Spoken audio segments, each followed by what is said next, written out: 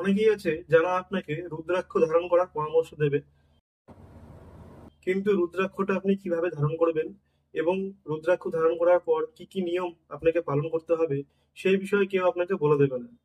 যখন কোনো রুদ্রাক্ষ আপনি ধারণ করবেন তার আগে সারা রাত সেই রুদ্রাক্ষটিকে সর্ষের তেলে ভিজিয়ে রাখতে হবে এবং সকালবেলা একটা শুকনো কাপড় দিয়ে মুছে সেটিকে মন্দিরে শোধন করে তবে আপনাকে ধারণ করতে হবে, সেটা যেই মুখী হোক না কেন।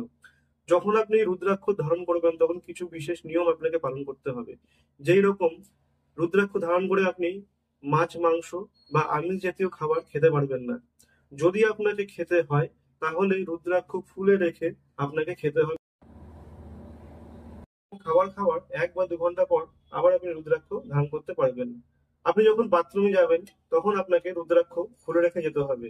যখন আপনি বিছানায় শুতে বা ঘুমাতে যাবেন সেক্ষেত্রে আপনাকে রুদ্রাক্ষ খুলে রাখতে হবে। কোনো রকম শারীরিক সম্পর্ক যখন আপনি করবেন তার আগেও আপনাকে রুদ্রাক্ষ খুলে রাখতে হবে।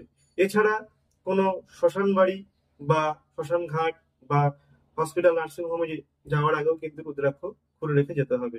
এই সমস্ত নিয়মগুলো যদি আপনি সঠিকভাবে পালন করতে পারেন তবেই আপনি রুদ্রাক্ষের দ্বারা উপকার পেতে পারেন। এবং যদি কোনো কারণে আপনি ভুলবশত কোথাও চলেও যান তাহলে পুনরায় সেটাকে শোধন করে তারপরেই আপনাকে ধারণ করতে হবে। অবশ্যই আপনি ভালো ফল পাবেন। আশা করি এই ইনফরমেশনটা সবার কাজে লাগবে। নমস্কার।